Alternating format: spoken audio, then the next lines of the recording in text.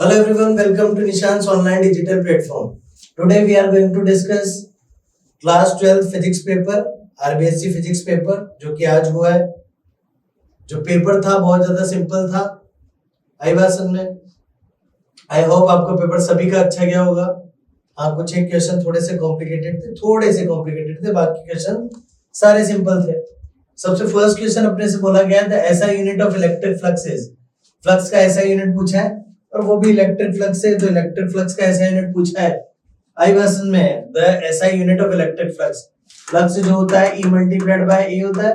Electric field के लिए क्या होता है, न्यूटन पर कूलम, और एरिया के लिए मीटर स्क्वायर, तो न्यूटन पर coulomb multiplied by metre square, तो C is the right answer. Okay, next, the force between 2 point charges placed at a distance R, दो पॉइंट चार्जेस हैं Q1 एंड Q2 और इनके बीच में सेपरेशन आ रहा है, तो फोर्स क्या हो जाएगा K Q1 Q2 divide by R square. If the distance between increased to 2R, distance को क्या कर देंगे 2R से इंक्रीज कर देंगे, तो यहाँ पे अगर बात करें 2R हो जाएगी डिस्टेंस पहले से, तो F डैश आ जाएगा ना। जब मतलब if the distance increase to R, ऐसा नहीं बोलना चाहिए, डबल कर दिया। ओके, अगर ऐसा बोला गया तो F डैश क्या हो जाएगा, ये पुराना वाला F हो जाएगा और 2 का स्क्वायर 4, मतलब F by 4 हो जाएगा ना, तो new force will be F by 4।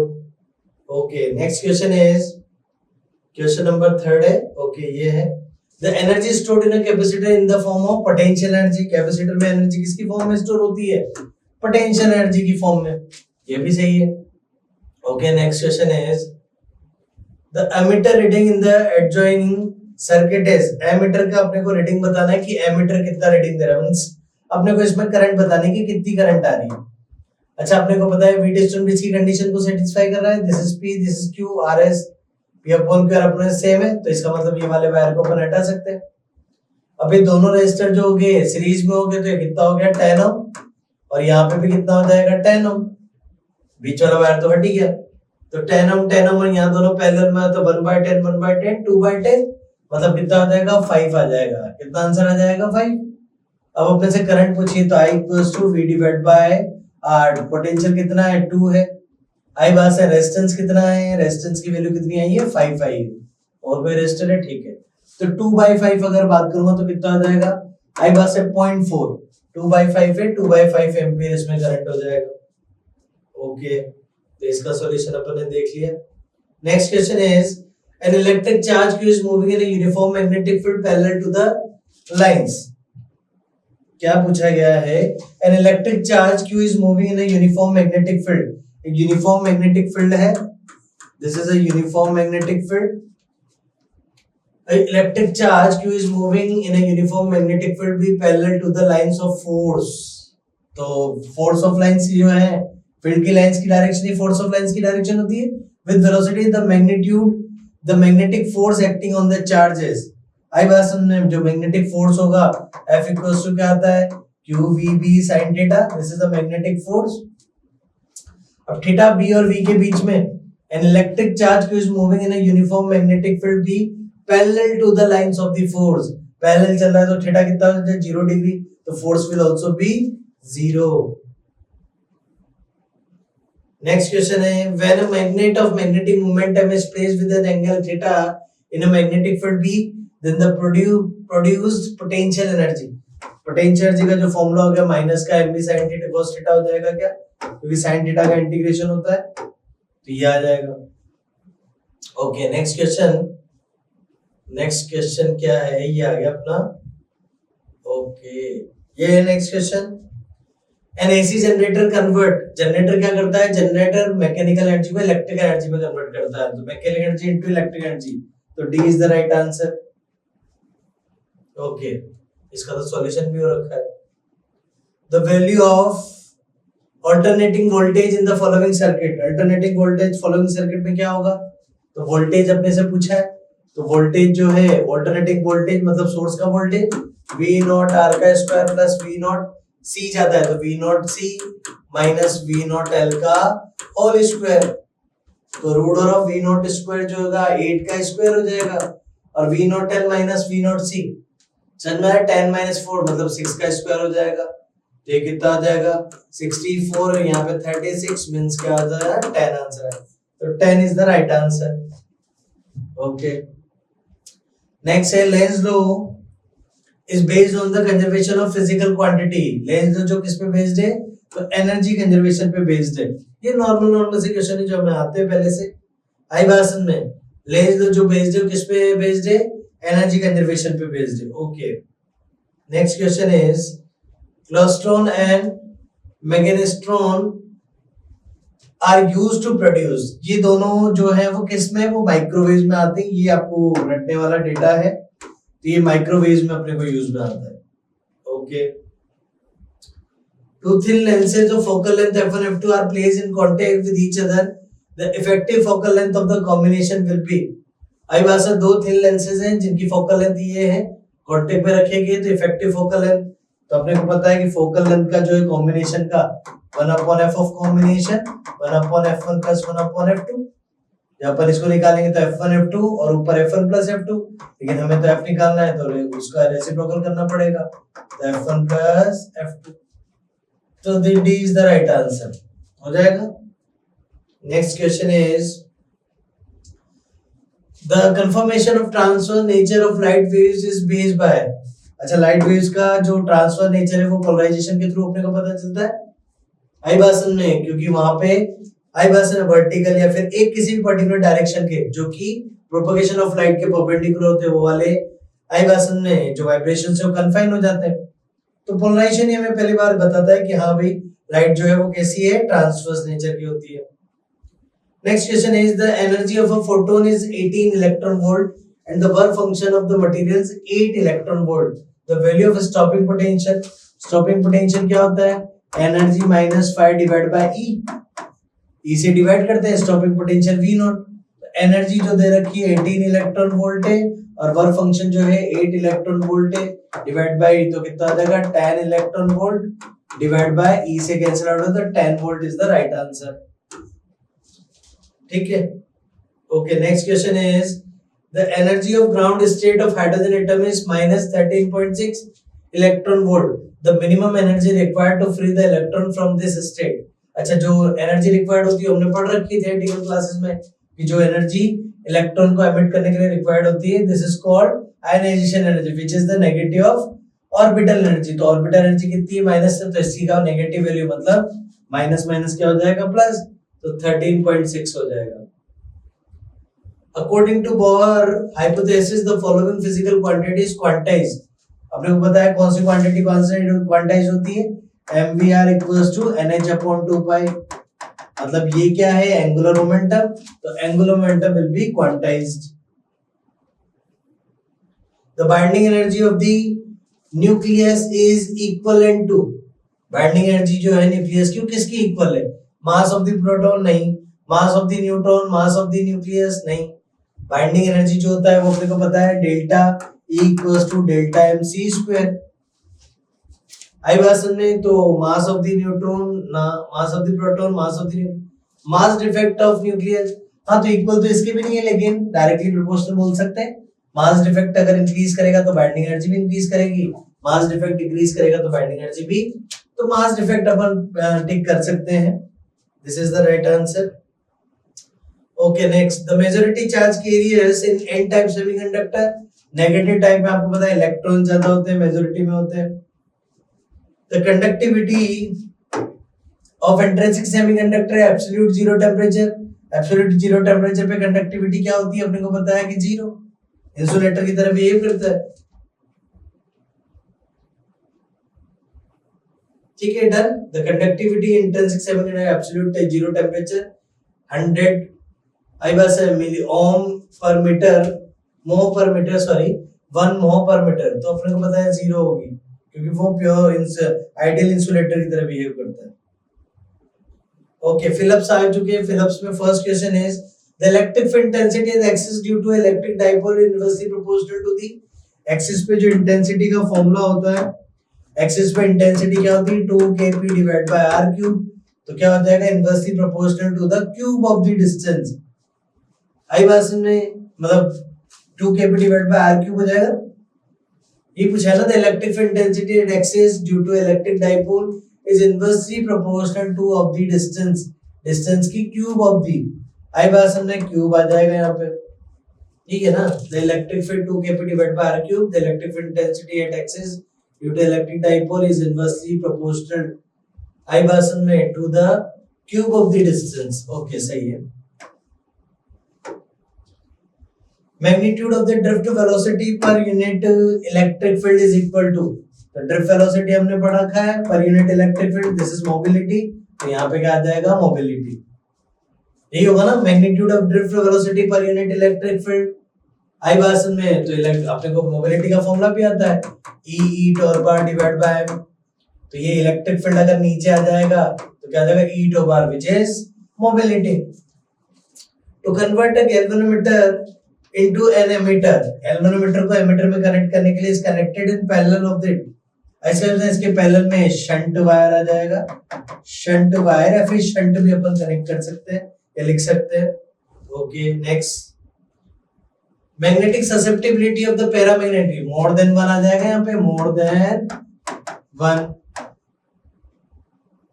ये ऐसा लिख सकते हैं, या फिर आपने ऐसा काई मैग्नेटिक मोर देन वन ऐसा लिखा है तब भी हो सकता है कि वो कंसीडर कर ले। आई बात से करेंगे इसी विषय करना चाहिए, ये भी सही रिलेशन है। नेक्स्ट है the magnitude of the induced EMF is equal to the time rate of the change of through the circuit, the magnitude of induced EMF is equal to the, आपको पता है d5 by dt होता है minus के साथ time rate of change of flux through the circuit, तो flux आ जाएगा यहाँ पे in a purely inductive AC circuit, the alternating current lags behind the alternating voltage by 90 degree, कितने से 90 डिग्री से अगर बात करूं पीछे होगा। ओके नेक्स्ट क्वेश्चन है, when light from the sodium lamp passes through a polarized sheet then its intensity become half, अपने को पता है जब भी लाइट क्या होगी जिसमें वाइब्रेशन ऐसे और ऐसे वाइब्रेशन से, जब ये क्या करेगी पोलराइड से पास करेगी तो इसमें आपको पता है ये वाले डायरेक्शन, तो यहाँ पे इंटेंसिटी अगर आई है तो यहाँ पे जो इंटेंसिटी है ये वाले वाइब्रेशन आ जाएंगे, तो यहाँ पे इंटेंसिटी आई जो हो जाएगी वो आई मतलब आई नोट जो जाएगी आई बाय 2 हो जाएगी, नहीं हो जाएगी, तो इंटेंसिटी हाफ हो जाती है, हमने पढ़ा है ऐसा। Okay, from observation of Lenard when radiation were allowed to fall off the emitter plate of the evacuated Iverson में glass tube enclosed to electrons current flow in the circuit. From observation of Leonard, when radiation were allowed to fall of emitter plate, Iverson में electromagnetic radiation या light radiation भी लिख सकते हैं, electromagnetic, magnetic या फिर light radiation। Iverson में तो light radiation या फिर electromagnetic भी लिख सकते हैं अपन, वो क्या कंसीडर करता है वो अपन देखेंगे। Okay, is credited with the discovery of the neutron James Chadwick, तो चैडविक जो है उसको अगर बात करूंगा तो क्रेडिट जाता है with the discovery of neutron, James Chadwick ने किया था। The resistivity of semiconductor is between, ये डेटा लिखा हुआ ऊपर ही लिखा हुआ 10⁻⁻5 to 10⁻6। Okay next question is define electric dipole movement, आपने पढ़ा लिया होगा डाइपोल मूवमेंट क्या होता है। Dipole movement is electric dipole movement is p and it is the product of charge and separation between both the charges of dipole. Okay next question is determine the equivalent capacitance between the points a and b। अच्छा numerical आया, 1 mark का numerical, first numerical यहां से अपन start करते हैं।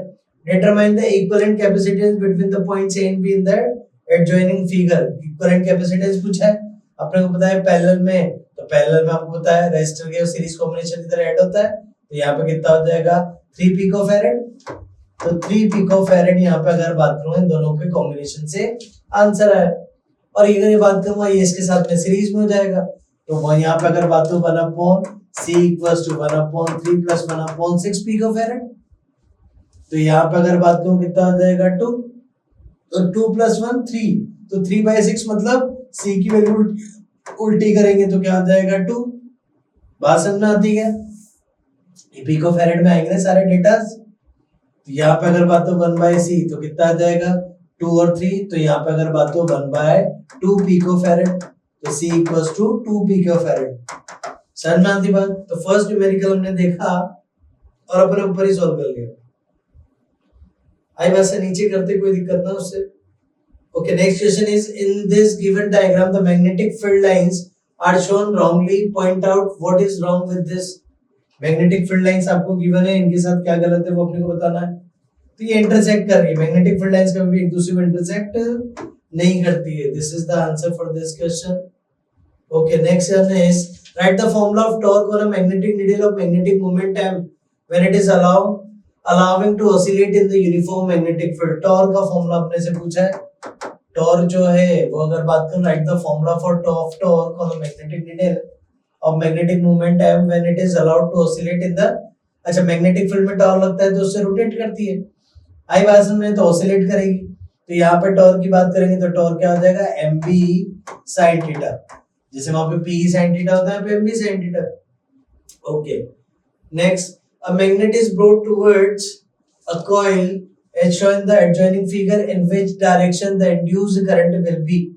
आपको induced current बताना है। अच्छा यहाँ पे साउथ पास आ रहा है, साउथ पास आ रहा है तो ये क्या इंड्यूस करेगा, साउथ इंड्यूस करेगा ना।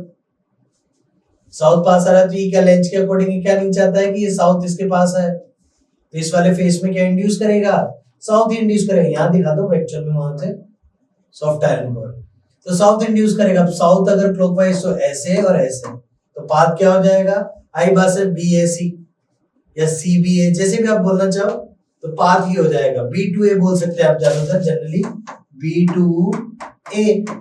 ये आपने एंटी क्लॉकवाइज लिखा है तो जब भी मतलब क्लॉकवाइज लिखा है तब भी चल जाएगा, कोई दिक्कत नहीं। नेक्स्ट रखा है through the diagram of intensity distribution of fringe due to a diffraction at single slit। Single slit जो है अपन ने पढ़ा था उसमें इंटेंसिटी डिस्ट्रीब्यूशन के लिए कर्व ऐसा आता था, ये ऐसा कर्व अपन को देखने को मिला है। आपने इसका रेशियो भी लिखा होगा, अच्छी बात है, नहीं लिखा होगा कोई दिक्कत नहीं है, पूछा भी नहीं गया था। Right, any one limitation of Bohr atomic model, limitations पूछी तो आपको बताया Bohr model is only applicable for single electronic species like hydrogen atom, आई बात है हीलियम आयन। ये इसका फर्स्ट अगर बात को अपन लिमिटेशन लिखी। What do you understand by nuclear fusion, आई बात है when lighter nuclei combine to get stability to and form a heavier nucleus, then it is called nuclear fusion। Okay, next one is draw a labeled experimental circuit arrangement for studying the VI characteristic curve for a PN junction diode in forward bias। Forward bias का VI characteristic curve, जिसमें अपने को पता है 0.7 तक तो आई बासन में करंट नहीं आता है, फिर एकदम से 0.7 पे करंट इंक्रीज करता है। इसी को अपन आई बासन नी वोल्टेज या फिर थ्रेशोल्ड या फिर कट इन वोल्टेज बोलते हैं। Okay, write Snell's law of refraction, बहुत ही इजी से क्वेश्चन से सारे। स्नेल्स लॉ ऑफ रिफ्रैक्शन क्या होता है, आई बासन में दो मीडियम से लाइट एक मीडियम से दूसरे मीडियम में जा रही है, ये एंगल ऑफ इंसिडेंस है, एंगल ऑफ रिफ्रैक्शन है। तो Snell's law is the ratio of sine of angle of incidence and sine of angle of refraction will always be constant, and which is nothing but refractive index of second with respect to first। Okay, कितना जल्दी अपन ने, कितना easy सा paper था, कितना जल्दी अपन ने section A किया है। Then now section B। अच्छा, दूसरा क्वेश्चन आता है अपने हमारे न्यूमेरिकल में, एक क्वेश्चन आया था फर्स्ट आई बात से 1 मार्क का एक क्वेश्चन आया था, उसके बाद में ये आई बार 1.5 का एक और क्वेश्चन हमारे पास है न्यूमेरिकल में। An infinite line charge produce a field is this eight a distance 4 centimetre, calculate the linear charge density. देखो कितना सिंपल सा क्वेश्चन है, 2k lambda divide by r, तो r पूछा गया तो 2k लैम्डा, अच्छा ओके लैम्डा पूछा अपने से, तो लैम्डा इक्वल्स टू क्या आ जाएगा, e multiplied by r where 2k lambda divide by, तो मल्टीप्लाइड बाय 2k, e की वैल्यू कितनी है 4.5 into 10 to the power 4, r जो है 4 into 10 to the power -2 metre में कर दिया, 9 into 10 to the power 9, 2 से 2 टाइम्स, आई बात से 0.5 टाइम्स, ये कितना हो जाएगा 1 हो जाएगा, 0.5 को 2 से मल्टीप्लाई करें तो ये 1 हो जाएगा, कोई दिक्कत नहीं, हट गया। कितना हो गया 9 और ये 4 तो 5 हो जाएगा, 5 ऊपर जाएगा तो 7 हो जाएगा। आई बात समझो तो 10⁻⁷ इज द राइट आंसर। और लीनियर चार्ज डेंसिटी पर पूछिए तो कूलम्ब पर मीटर इसका यूनिट होता है। यूनिट लिखना नहीं बोलना है, अगर आप बोले तो क्या ही कर सकते हैं, तो भूल ही चुके हैं। Okay, an object is placed at 15 centimeter in front of a concave mirror of radius 20 centimeter. Determine the position and nature of the image. कहाँ पे 15 से in front of a concave mirror, concave mirror है तो u जो हो जाएगा 15 centimetre है, minus का 15 हो जाएगा। ऑफ रेडियस 20 सेंटीमीटर, जो रेडियस कर्वेचर दे रखी है तो फोकल लेंथ क्या हो जाएगी? An object placed in front of concave, concave है तो उसकी फोकल लेंथ नेगेटिव हो जाएगी तो माइनस का 10, क्योंकि रेडियस जो है वो कितना दे रखा है 20 सेंटीमीटर, तो फोकल लेंथ हाफ हो जाएगा ना, तो माइनस का 10। Determine the position nature of the image, image जो बनेगा देख लेते हैं अभी। आई बात से तो 1/f equals to 1/v plus 1/u। 1/f जो है -1/10, 1/v और u की वैल्यू माइनस का 1/50। तो 1/v इज व्हाट? 1 क्या कहता माइनस का 1/50, तो 1/15 माइनस का 1/10 तो कितना आ जाएगा 30। आई बात में 2 और यहाँ पे अगर बात करूंगा तो 3, तो v इक्वल्स टू आई बात में माइनस का 30 आंसर आ जाएगा। तो -30 centimetre is the right answer. और रियल इमेज का जो आपको पता है स्पीड डिस्टेंस आई है, मतलब सेम साइड आएगी, मतलब कैसा इमेज बनेगा? रियल इमेज बनेगा। तो नेचर जो है रियल इन्वर्टेड और पोजीशन जो है -30 centimetre. Next question is calculate the electric potential at distance R produced by a point charge. Electric potential अपने को पता है, वो अपने को कैलकुलेट करना है। तो पॉइंट चार्ज जो है produce at calculate the electric potential at distance R produced by point charge q। This is the q charge, यहाँ पे एक डिस्टेंस है r। आई बात समझो, यहाँ पे अपने को इलेक्ट्रिक पोटेंशियल निकालना है। इलेक्ट्रिक पोटेंशियल के लिए इन्फिनिटी से चार्ज को लेके आएंगे, किसको? टेस्ट चार्ज को। समझ में आती बात, कोई दिक्कत है? और ये फॉर्मूला लगा देंगे, small potential dv equals to e vector dot dr vector, तो इंटीग्रेशन कर देंगे। आई बात से इन्फिनिटी से लाएंगे तो r तक, मतलब इन्फिनिटी से v r पोजीशन तक, और यहाँ पे इन्फिनिटी से r तक, v इन्फिनिटी से, तो यहाँ पे vr माइनस v इन्फिनिटी हो जाएगा। और यहाँ पे अपने को पता है इलेक्ट्रिक फील्ड जो है in this way and dr है तो माइनस आ जाएगा। समझ में आती बात? इलेक्ट्रिक फील्ड जो हो जाएगा kq बाय r स्क्वायर हो जाएगा, यहाँ पे dr हो जाएगा इन्फिनिटी टू r, kq बाहर आ जाएगा तो क्या हो जाएगा? माइनस का 1/r हो जाएगा, और लिमिट डल जाएगी infinity to r, minus minus plus हो जाएगा तो kq बाय r। इतना सा करना था अपने को।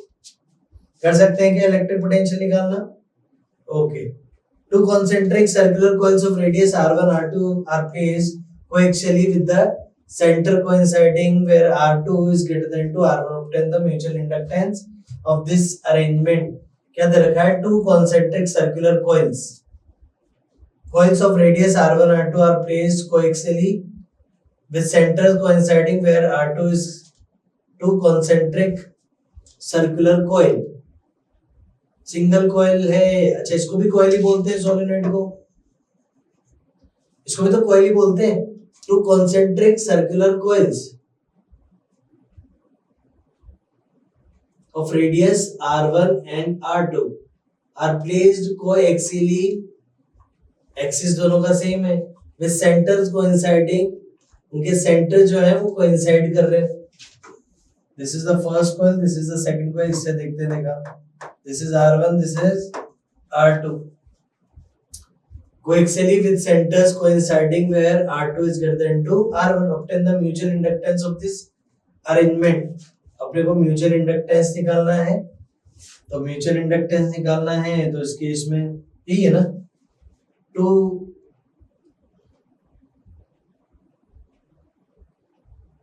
ओके एक बार देखते हैं। Two concentric circular r1 r2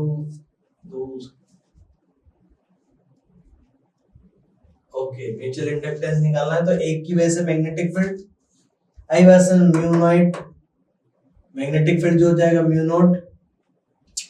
आई बात में किसी भी कोएक्सियल एक्सिस पे सेंटर पेपर कंसीडर करेंगे, mu not I divide by 2r, इसकी रेडियस हो जाएगी, तो दिस इज r1, फर्स्ट की वजह से मैग्नेटिक फील्ड ये हो जाएगा।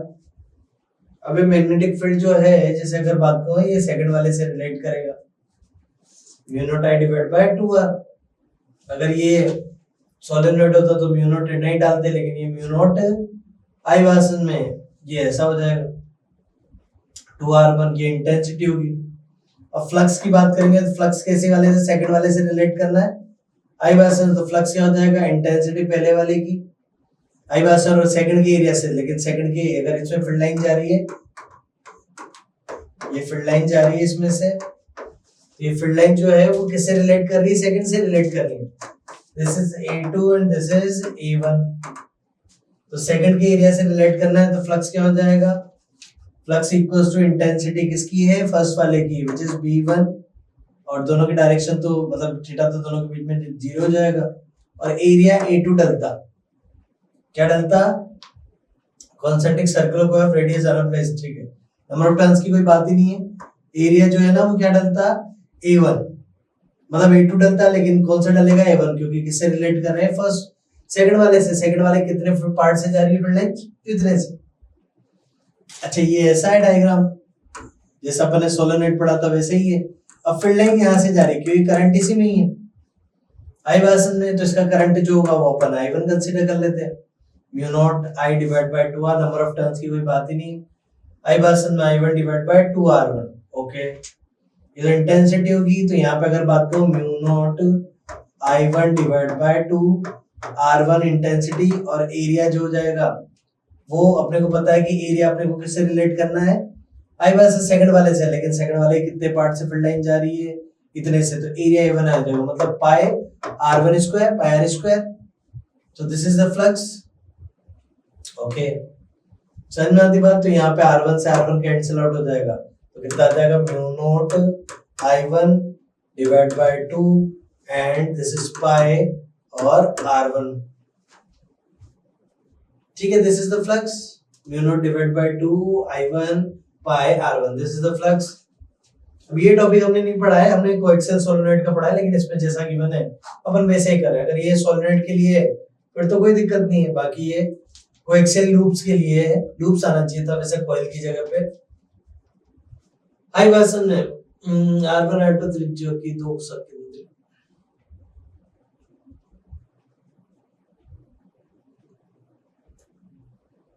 ओके। अगर ऐसा है तो इस केस में अभी अपन ने तो फ्लक्स ही नहीं निकाला है, mu naught I1 pi R1 divide by 2, this is a flux. अब फ्लक्स जो होता है Li होता है, तो यहाँ पे अगर बात करो L करंट जो था I भाषण में क्या हो जाएगा, I भाषण में होती है तो यहाँ पे I1 से I1 कट जाएगा, तो L will be mu naught pi R1 divide by 2, ये सेल्फ इंडक्टेंस हो जाएगा। अच्छा इसको हमने वो से तो नहीं पढ़ा है कोएक्सियल के लिए, लेकिन ये टॉपिक अपन ने जरूर देखा है, इससे भी आप निकाल सकते थे कि क्या हो जाएगा, भाषण में आती है तो this is self inductance, okay. Write any two characteristic of electromagnetic waves, electromagnetic waves are transverse in nature, transverse होती है। आई भाषण दूसरा वैक्यूम में ट्रेवल कर सकती है, और भी बहुत सारे आई भाषण में इनका प्रोपगेशन जो होता है वो इलेक्ट्रिक फील्ड और मैग्नेटिक फील्ड के परपेंडिकुलर होता है, इलेक्ट्रिक फील्ड मैग्नेटिक फील्ड के वाइब्रेशन उनके परपेंडिकुलर होता है। अब तक जो क्वेश्चंस हमने देखे हैं उन क्वेश्चंस में आई भाषण में क्या है, जो भी क्वेश्चंस हमने देखे हैं वो क्वेश्चंस में अगर बात करूंगा तो न्यूमेरिकल जो थे वो आई भाषण 2.5 का अब तक न्यूमेरिकल आया है। अब अपने पास नेक्स्ट न्यूमेरिकल आया, ये भी 1.5 का है, मतलब क्या हो गया आई भाषण में, तो 4 मार्क्स के न्यूमेरिकल अब तक हो चुके हैं। चलो देखते हैं। The light waves of 5000 angstrom wavelength is incident from air to water, light है, ओके। क्या है वेवलेंथ है इसकी, एयर टू वाटर आ रही है, ये लाइट आ रही है, this is bending, yes. The light waves of 5000 angstrom wavelength is incident from air to water, इसकी वेवलेंथ कितनी है 5000, this is λ1। What are the frequency and speed of the refracted light? Frequency यहाँ पे अपने को frequency बतानी है ν2, और अच्छा frequency तो सेम ही होगी, अच्छा ऊपर की निकालो नीचे की निकालो बात बराबर। आई भाषण में कोई दिक्कत है, frequency चेंज नहीं होगी। Frequency what are the frequency and speed of the refracted light, refractive index, इसकी स्पीड बतानी, मतलब आपको सेकंड मीडियम में स्पीड बतानी, ओके। तो अपने को पता है कि रिफ्रैक्टिव इंडेक्स जो होता है सेकंड मीडियम का विद रिस्पेक्ट टू फर्स्ट, तो अपने को पता है सेकंड मीडियम वाटर है तो water with respect to air. क्या हो जाएगा, सबसे पहले तो अपने को वेलोसिटी बतानी है, तो अपने को पता है कि फर्स्ट मीडियम वाटर मतलब एयर में वेलोसिटी में रेशियो उल्टा हो जाता है, तो डिवाइड बाय v। आई बात समझ में, तो v इक्वल्स टू क्या आ जाएगा, c divide by mu of water, क्योंकि एयर का तो 1 होता है। तो c कितना है, c 3 into 10 to the power 8। Refractive index of water is what, 4/3। Okay, ये अपने से पूछा है तो कितना आ जाएगा, 9/4 into 10 to the power 8। आई भाषण में तो कितना आ जाएगा, 2.25 into 10 to the power 8। This is the velocity. Velocity तो हमसे एक पूछी थी, वो अपने ने बता दी, कितना आएगा 2.25 या 9/4 into 10 to the power 8 metre पर सेकंड। ये तो वेलोसिटी पूछा था। अब दूसरा अगर बात करूं, अपना फ्रीक्वेंसी पूछा है, तो फ्रीक्वेंसी तो अपन ऊपर वाले मीडियम से भी निकाल सकते हैं, क्योंकि लाइट जब फर्स्ट मीडियम से सेकंड मीडियम में एंटर करेगी तो फ्रीक्वेंसी चेंज नहीं होगी, सही है ना। Refractive index of what are the frequency and speed of the refracted light ray, इसमें पूछी है फ्रीक्वेंसी, लेकिन हमें पता है कि फ्रीक्वेंसी चेंज नहीं होती, तो इसमें फ्रीक्वेंसी और यहाँ पे फ्रीक्वेंसी सेम रहेगी। आई बात समझ में, वेवलेंथ जो ऐसा है, तो यहाँ पे अगर बात करूं वेवलेंथ तो जरूर चेंज हो जाए, लेकिन फ्रीक्वेंसी सेम नहीं होगी। तो v इक्वल्स टू, अब ऊपर वाले में क्या है, c, वेलोसिटी c है, c equals to nu lambda, तो न्यू इक्वल्स टू क्या आ जाएगा, c बाय लैम्डा। c क्या है, 3 into 10 to the power 8, और लैम्डा कितना दे रखा है, 5000, और एंगस्ट्रॉम भी है तो 10 to the power -10। तो यहाँ पे अगर बात करूँ तो कितना हो गया, 30 into 10 to the power 7 कर देता हूँ, और यहाँ पे अगर बात करेंगे तो 10 to the power -7, 10 to the power -7, और ये क्या हो जाएगा 5। समझ में आती बात, नहीं समझे, तो ये क्या हो जाएगा, 30 कर दिया मैंने उधर, और 10 to the power 7 कर दिया, ठीक है, और 5 कर दिया 10 to the power -7, तो कितना हो जाएगा 6 टाइम, तो 6 into 10 to the power 14। आई भाषण में ये हर्ट्ज में आ जाएगा, this is the frequency, 6 into 10 to the power 14। ये फ्रीक्वेंसी नीचे भी रहेगी, क्योंकि फ्रीक्वेंसी आपको पता है चेंज नहीं होती है। Next, explain the laws of refraction of light using हाइगन प्रिंसिपल। रिफ्रैक्शन को आप एक्सप्लेन कर सकते हो, कितनी बार अपन ने देखा है, तो रिफ्रैक्शन के लिए आपको पता है ये इस तरीके से वेव फ्रंट इंसिडेंट होगा। आई भाषण में यहाँ पे ये अपने को पता है t इक्वल्स टू 0 है, यहाँ से अगर बात हो t टाइम में यहाँ पे पहुंचेगा और ये अपने स्फेरिकल वेव फ्रंट बनाना स्टार्ट करेगा, और यहाँ से ऐसे बेंडिंग होगी, तो इस तरीके से लाइट रिफ्रैक्ट हो जाएगी। This is angle of incidence, this is angle of refraction. तो हमें ये एक्सप्लेन करना था। Next question is calculate the radius of dynamically stable orbit in hydrogen atom and total energy of their electron in the orbit by the Rutherford nuclear model of the atom। अपने से क्या पूछा गया है, radius of the dynamically stable orbit in hydrogen atom and total energy of their electron in orbit।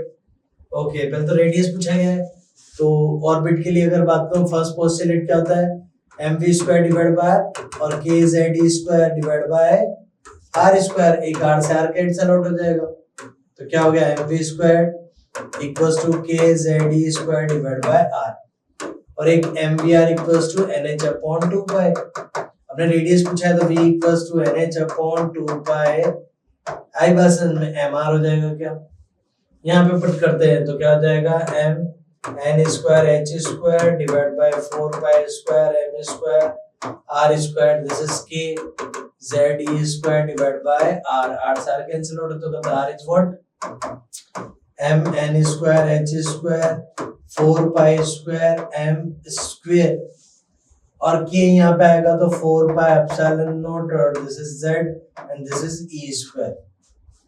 4π से 4π cancel out हो जाएगा, 1m से 1m कैंसिल आउट हो जाएगा, तो यहाँ पे आ गया n² h² divide by π/z/me²। This is the formula for radius. और स्टेबल ऑर्बिट हाइड्रोजन जब एटम का पूछा है, क्या किसका पूछा है, देखते हैं जरा। Calculate the radius of diameter stable orbit hydrogen atom. Okay, hydrogen atom का पूछा गया है, तो हाइड्रोजन एटम के लिए z की वैल्यू क्या हो जाएगी, 1।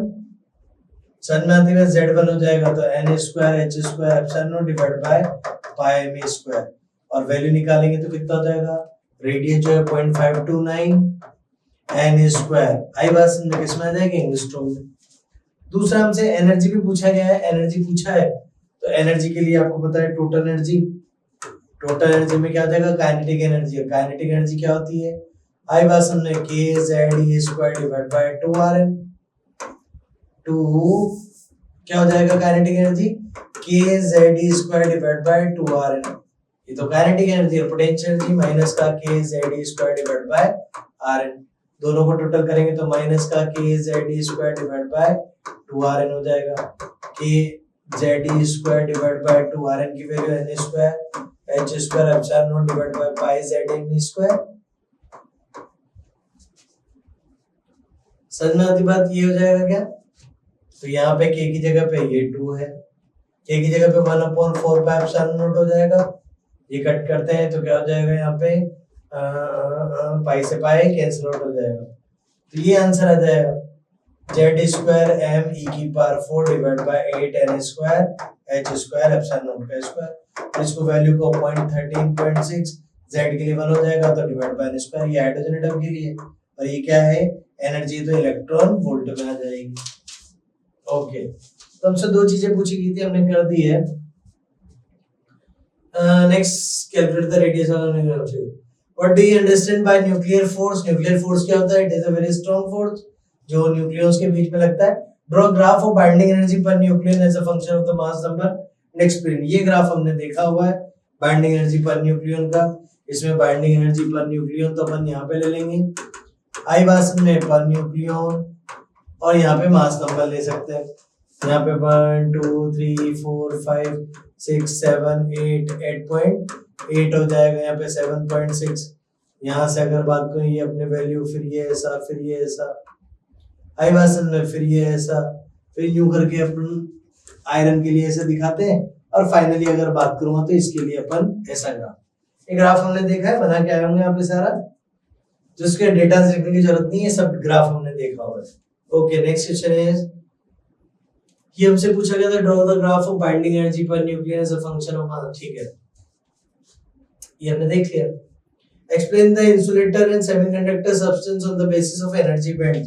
एनर्जी बेस के बेसिस पे अपने को एक तो इंसुलेटर्स को बताना है और सेमीकंडक्टर। इंसुलेटर जो होते हैं उनके बीच में जो गैप होता है मोर देन 3 इलेक्ट्रॉन वोल्ट होता है, जो एनर्जी गैप होता है वो मोर देन 3 इलेक्ट्रॉन वोल्ट होता है, और सेमीकंडक्टर्स के बीच में जो गैप होता है थोड़ा सा कम होता है, लेस देन 3 इलेक्ट्रॉन वोल्ट होता है।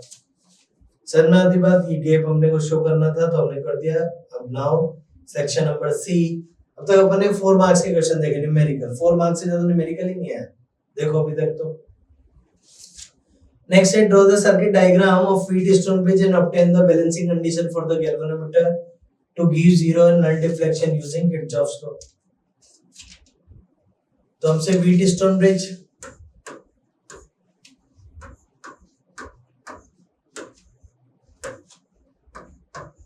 ये P है, ये Q है, ये R है, ये ऐसे बैटरी से करंट जा रही है, I करंट जा रही है, I स्मॉल कर देते हैं।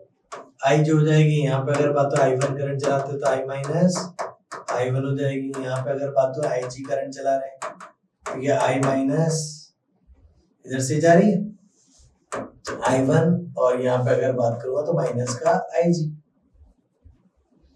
यहाँ पे अगर बात जा रहा है तो ये क्या हो जाएगा I minus I1 plus IG।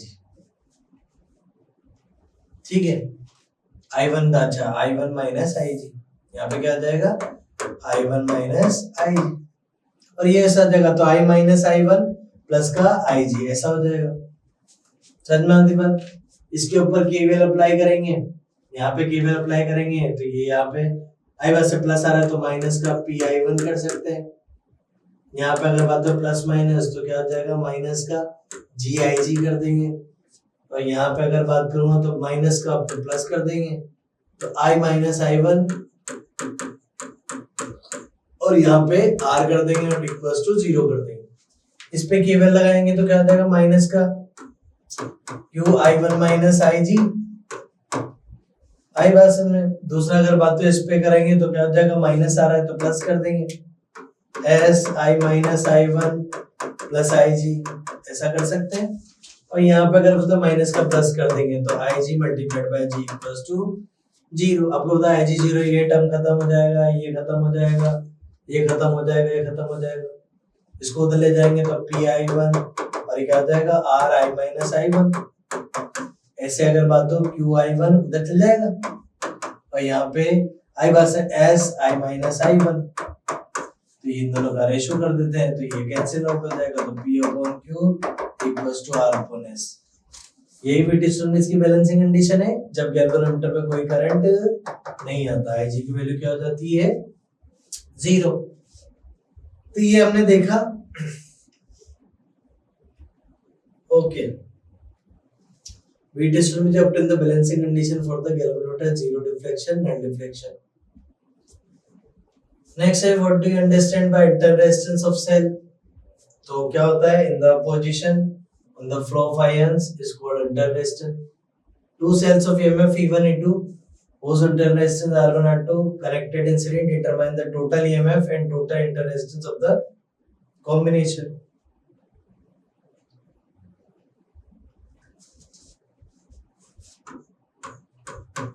ये फर्स्ट सेल है, ये सेकंड सेल है और इसको एक्स्ट्रा रेजिस्टर से कनेक्ट कर रहे हैं। E1 R1 E2 R2 plus minus यहाँ पे अगर बात करूँ करंट ऐसे आ रही है, करंट ऐसे चला रखी है तो आई करंट है प्लस माइनस, यहाँ पे प्लस माइनस, यहाँ पे प्लस माइनस कर सकते हैं डन। अब इसमें अगर बात करूंगा तो करंट ऐसे आ रही है तो प्लस आ रहा है तो माइनस का E1 कर देंगे और क्या, माइनस आ रहा है तो प्लस का आई आर वन, प्लस आ रहा है तो माइनस का E2 कर देंगे, माइनस आ रहा है तो प्लस का आई आर टू, यहाँ पे माइनस आ तो प्लस का आई आर इक्वल्स टू सी। आई वाले टर्म इधर ले लेते हैं तो क्या हो जाएगा R one plus R two plus capital R, इन दोनों को उधर ले जाते हैं।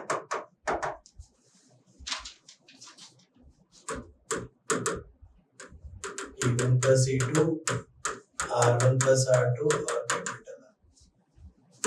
एक इक्विवेलेंट डायग्राम भी बनेगा जिसमें एक सेल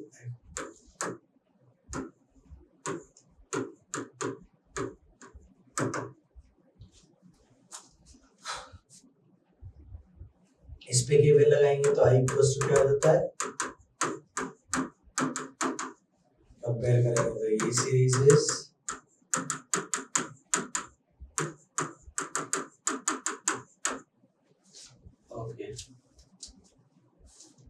ठीक है, this is the right answer. हमसे ये पूछा गया था। नेक्स्ट डायग्राम भी हमने बनाया। तो right ampere circuital low determine the magnetic field at distance r from a send current carrying infinite straight wire. अब हमने बायोसेवर्ट में देखा ही है, इसके लिए भी कर सकते हैं इजीली। तो स्ट्रेट वायर है, आई बस में यहाँ पे इससे r डिस्टेंस पे यहाँ पे एम्पियर पाथ बना लो जैसे सिलेंडर का करते हैं। मैग्नेटिक फील्ड ऐसा हो जाएगा, करंट ऊपर जा रहा है, करंट ऊपर जा रहा है तो अपना डायरेक्शन ऑफ कैलकुलेशन भी ये हो जाएगा। तो यहाँ पे क्या करेंगे, BDL time summation of I, left solve करेंगे तो क्या हो जाएगा BDL cos ऑफ 0 डिग्री और म्यू नॉट टोटल करंट आ रहा है इसके अंदर तो आई कर देते हैं। B कांस्टेंट है बाहर आ जाएगा, DL का इंटीग्रेशन करेंगे 2 पाई r, तो B is what mu naught I divided by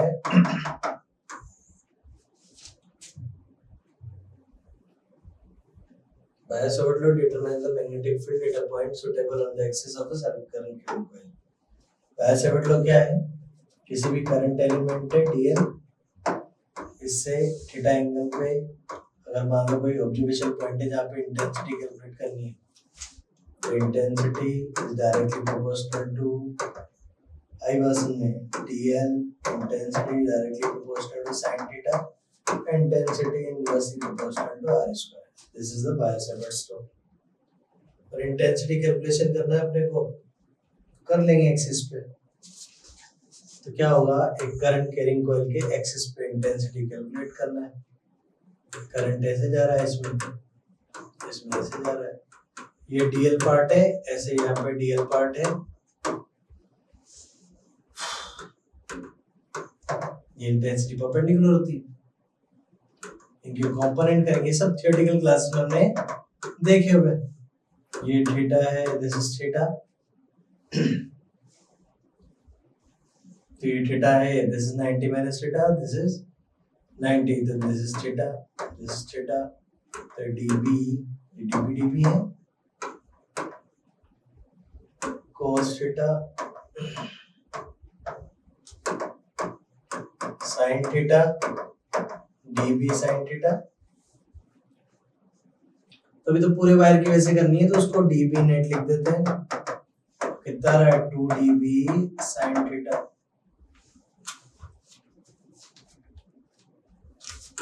dB by से 0.4 pi IDL sin, एंगल किस किस के बीच में, ये R और ये DL, तो कितना है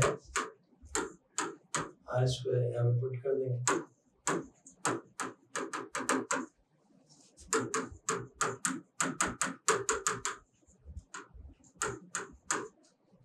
और sin थीटा क्या हो जाएगा इससे, theta perpendicular which is R,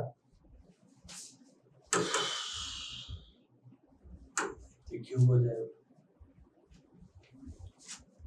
total ये सब भी आ जाएगा, ये सब कांस्टेंट है, बाहर आ जाएंगे, आर क्यूब को क्या लिख सकते हैं, R square plus X square की पावर 3/2, दिस इज एक्स,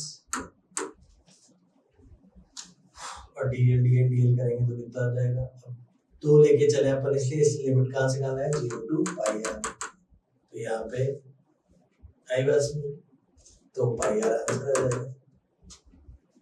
समझ में आती बात, आई अपन ने बाहर निकाल लिया है, बाकी ये आई बात में, तो ये आर पहले से है, पहले भी बाहर निकाल रखा था, आर स्क्वायर हो जाएगा। So this is the answer for this question. Okay. What is photoelectric effect? Draw a diagram of experiment arrangement for the study of photoelectric effect. What is the effect of potential on the photoelectric current when intensity of incident light is constant? What is the effect of potential on photoelectric current? Potential. What is the effect of potential on photoelectric current when intensity of incident light is constant? करेंगे इसको, पहले अपन उसका experiment देख लेते हैं।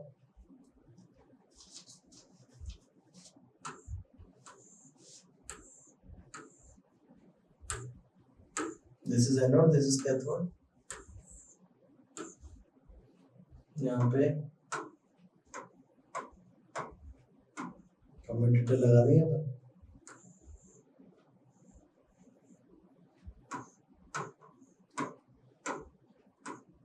और circuit को नीचे कनेक्ट कर दें। पर्टिकुलर रेडिएशन के फोटॉन्स पे इंसिडेंट, जिससे इलेक्ट्रॉन्स का इमिशन होगा, दिस इज स्पेस चार्ज, और यहाँ पे इलेक्ट्रॉन्स आना स्टार्ट कर देंगे, तो यहाँ पे पोटेंशियल बढ़ा के अपन इलेक्ट्रॉन्स के नंबर को 20 करते हैं, तो this is the experiment of photoelectric effect. तो इससे जब ग्राफ बनाते हैं तो करंट क्या होता है, यहाँ पे फोटो करंट ले लेते हैं, यहाँ पे एनोड पोटेंशियल ले लेते हैं। अब वैसे ये पूछा है, करंट का पूछा है, देख लेंगे। इस टाइप का कुछ ग्राफ आता है, this is stopping potential and this is saturated current. ये देखा अपन ने, हमसे क्या पूछा है, फोटोइलेक्ट्रिक इफेक्ट तो समझ गए कि जब भी रिक्वायर्ड या फिर आई बासन में हाई एनर्जी या हाई फ्रीक्वेंसी और लो वेवलेंथ का रेडिएशन मेटल सरफेस पे इंसिडेंट होता है, तो इलेक्ट्रॉन्स का इमिशन होता है। Experiment arranged for the study of photoelectric effect. What is the effect of potential on photoelectric current when intensity of incident light is constant? अगर intensity constant है, intensity अगर constant है, तो intensity अगर constant है, potential का क्या फर्क पड़ेगा? Okay, तो अपन क्या करते हैं, intensity constant रखते हैं, तो intensity constant रखी अपन ने, ये ऐसा, और अपने को पता है इंटेंसिटी कांस्टेंट रहेगा, तो उस केस में फ्रीक्वेंसी अलग होगी, और जब फ्रीक्वेंसी अलग होगी, ओके एक बार और देख लेते हैं क्वेश्चन को। Draw a diagram. What is the effect of potential? Effect of potential और photoelectric current when intensity of incident light is constant. Intensity अगर कांस्टेंट है, अच्छा ठीक है, इंटेंसिटी मतलब नंबर ऑफ फोटॉन्स कितना आ रहा है। अगर नंबर ऑफ फोटॉन्स आपने फिक्स कर दिया, नंबर ऑफ फोटॉन्स आपने फिक्स कर दिया, तो आप जो पोटेंशियल है, नॉट पोटेंशियल, वो कितना ही बढ़ाओ, फोटो इलेक्ट्रिक करंट में कोई फर्क नहीं होगा, वो सैचुरेटेड हो जाएगा। Okay, next question is Einstein photoelectric equation derive a relation between stopping potential V naught and frequency। अपने को पता है आई भाषण में जो वर्क डन होता है मैक्सिमम काइनेटिक, जो काइनेटिक एनर्जी मैक्स होती है वो भी किस में चला जाता है, वर्क डन में। काइनेटिक एनर्जी मैक्स क्या हो जाएगा, वर्क क्या होता है, मतलब चार्ज मल्टीप्लाइड बाय पोटेंशियल, तो ईवी नॉट यहाँ पे डाल देंगे तो क्या हो जाएगा, एनर्जी माइनस 5, यहाँ से गायब होगा तो यहाँ पे आ जाएगा। This is the stopping potential. Stopping potential V naught and frequency में हमें पता है V naught है, एक ही जगह पे h nu डाल देंगे, यहाँ पे E है और यहाँ पे इसको भी चाहो तो आप h nu naught divided by E कर सकते हैं। Draw graph between stopping potential and frequency of the incident light for the two different metals। अच्छा, टू डिफरेंट मेटल्स के लिए हमने ग्राफ देखा था, टू डिफरेंट मेटल्स के लिए हमने एक ग्राफ देखा था। ये फर्स्ट मेटल का है, मेटल फर्स्ट है, और ये मेटल सेकंड है। यहाँ पे बनाया determine the root mean square value of alternating current. Root mean square RMS value निकाली होगी आपने, तो आरएमएस वैल्यू क्या हो जाएगी, ये ऐसा आई भाषण में अल्टरनेटिंग करंट का है तो रूट लगा दिया, आई स्क्वायर कर दिया, इंस्टेंटेनियस का स्क्वायर। तो रूट ऑफ इंस्टेंटेनियस क्या होता है, आई नॉट साइन, तो I nought square sine square of omega T. आप बड़े मेथड से कर सकते थे, आई नॉट कांस्टेंट है तो इसका आई नॉट का स्क्वायर ही आ जाएगा रूट में, और इसका हाफ आ जाएगा तो I nought by root 2। This is the root mean square value. A capacitor of capacity C is connected in AC circuit. Find the capacitive reactance and phase relation between current and voltage। Draw a phasor diagram। Purely capacitor connected है,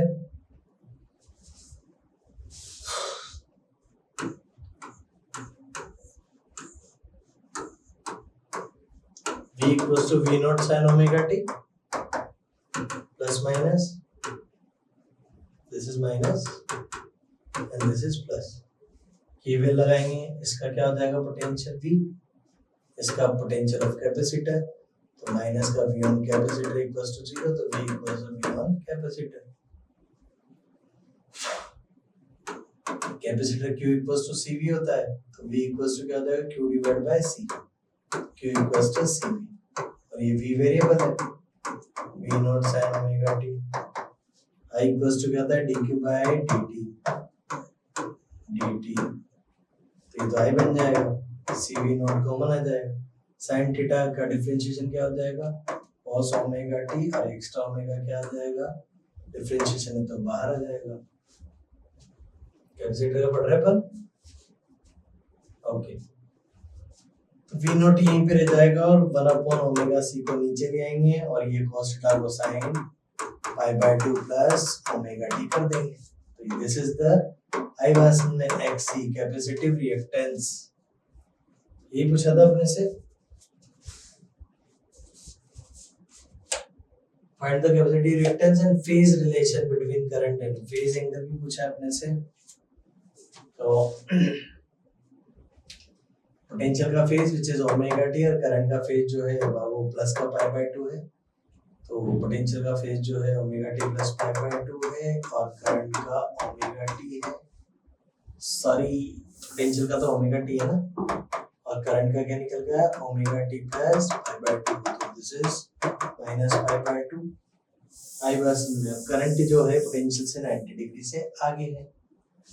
तो यहाँ पे अगर बात करूंगा तो phasor diagram अपने से पूछा है, पहले तो पोटेंशियल दिखा देते अपन, पीक वैल्यू वी नॉट क्या हो जाएगी, इसकी पीक वैल्यू वी नॉट। तो करंट 90 डिग्री से आगे है, तो दिस इज करंट। समझ में आती बात, तो ये 90 डिग्री से अपन आगे दिखा दिया, कोई दिक्कत। तो this is the phasor diagram. Okay, next सभी क्वेश्चन के लिए बोला गया था कि अच्छे से पढ़ना है सारी चीजें। नेक्स्ट है व्हाट इज रेजोनेंस। रेजोनेंस अपने को पता है, जिसमें V not L becomes V not C, XL becomes XC. The resonant frequency of the series LCR circuit, resonant frequency omega L हो जाएगा 1 upon ओमेगा C, तो इधर चल जाएगा तो omega square equals to 1 upon LC, तो omega equals to 1 upon root of LC, 2 pi f अब होता है ओमेगा को लिख सकते हैं 1 upon रूट ऑफ LC, तो f equals to 1 upon 2 pi root of LC. Draw graph for angular frequency omega with variation of current and explain. Current के साथ में अपने को पता है कि क्या हो जाएगा, I नॉट मैक्सिमम हो जाएगा V naught divide bye Z mini हो जाएगा। I नॉट का जो ग्राफ है वो कैसा बन जाएगा, I वास्तव में ये अपन को पता है कि यहाँ पे अपन करंट ले लेते हैं, यहाँ पे I नॉट मैक्स हो जाएगा, इस टाइप का ग्राफ बन जाएगा I नॉट, और यहाँ पे XL becomes XC। ये सब हमने कर पढ़े हैं। What is angle of deviation? जो एक्चुअल डायरेक्शन से प्रिज्म के थ्रू डेविएशन होता है उसी को बोलते हैं।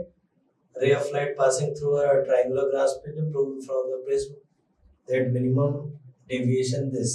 अच्छा, रिलेशन अपने को बताना है, उसके लिए एक प्रिज्म लेते हैं, बेंडिंग होगी, ये डेविएशन, एंगल ऑफ प्रिज्म है, this is the normal, this is the normal, ये O है, ये O डैश। अब ये एंगल I है, ये एंगल R1 है, दिस इज R2 और दिस इज इमर्जेंस एंगल। इस क्वाड्रिलेटरल में angle A plus 90, this is 90, this is, इसको P और Q बोल देते हैं, तो angle POQ plus angle 90 equals to 360।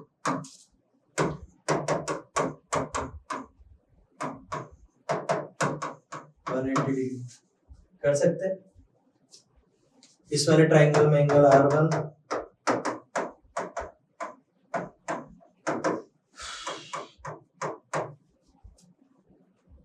तो इससे क्या प्रूफ हो गया, फर्स्ट इक्वेशन कर सकते हैं। दूसरा ये कितना हो गया, I माइनस R1 और E minus R2, I minus R1 plus E minus R2, ये एक्सटर्नल डेल के बराबर होगा। डेल के केस में डेल मिनी हो जाएगा, तो I becomes R और R1 R2 becomes R। कर लेंगे नहीं, तो यहाँ पे del mini 2I minus R1 plus R2 means A, I equals to del mini plus A by R1 plus R2 equals to A, तो 2R equals to A, तो R equals to A by 2। ये सब पढ़ा अपन ने।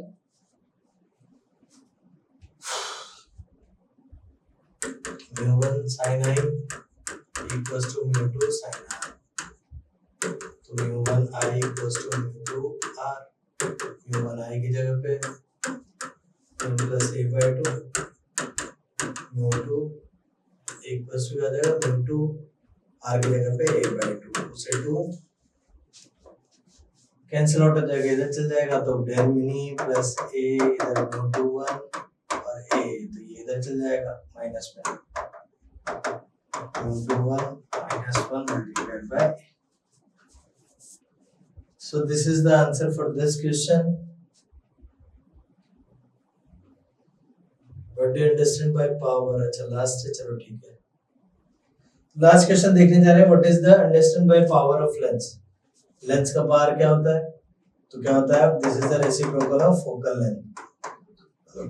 Light rays को convert divert करने की जो कैपेबिलिटी होती है उसे lens power. Draw a diagram for the formation of image by compound microscope and derive it's formula.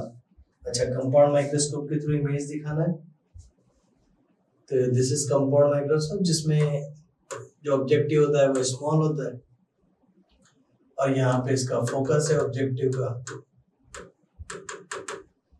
और इसमें ऑब्जेक्टिव के मतलब फोकस के पास में ऑब्जेक्ट को रखेंगे तो यहाँ से इमेज बनेगा। और ये जो इमेज बनेगा वो इसके लिए आई बस में ये आई पीस है, आई पीस का सेंटर है, ये आई पीस का सेंटर है, ये आई पीस का सेंटर है।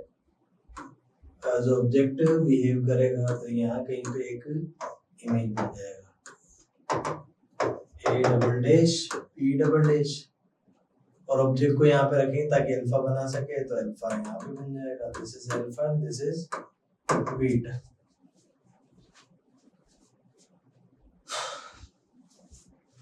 ये ए डैश बी डैश है and this is A B. Angular magnification क्या होता है? tan beta divide by tan alpha. तो एंगुलर में tan बीटा क्या हो जाएगा? a double dash b double dash और बेस क्या हो जाएगा? b double dash e as it is tan alpha क्या हो जाएगा? a1 b double dash divide bye b double dash e, ये कट जाएगा। a double dash b double dash a1 b double dash को actual में भी लिख सकते हैं, तो ab। अब इसको अपन a डैश b डैश से ऊपर नीचे मल्टीप्लाई कर रहे हैं। ये मैग्निफिकेशन ऑफ आई पीस हो जाएगा, मैग्निफिकेशन ऑफ, कर सकते हैं सर। अब इसमें आई पीस का अपने को पता है, ये वाला केस अपन सिंपल माइक्रोस्कोप में देखते हैं, तो उसका 1 + d/f हो जाएगा आई पीस होने की वजह से ये, और ऑब्जेक्टिव का अपन इससे लिख लेंगे a dash b dash divide by ab। अब a dash b dash divide by ab actual में ob डैश और ob के इक्वल है, ob डैश और ob के, दिस इज प्लस का v naught, this is minus का u नॉट, तो मैग्निफिकेशन क्या आ गया? माइनस का v naught divide by u naught 1 + d बाय fe। This is the solution of this paper. ठीक है, तब तक करिए। अब बाकी जो भी है, आगे की जो भी इससे रिलेटेड चीजें हैं या पेपर होंगे या फिर कुछ भी होगा, तो अपन नेक्स्ट लेक्चर में देंगे। तब तक के लिए जुड़े रहिए निशान क्लासेस के ऑनलाइन डिजिटल प्लेटफॉर्म के साथ। Thank you.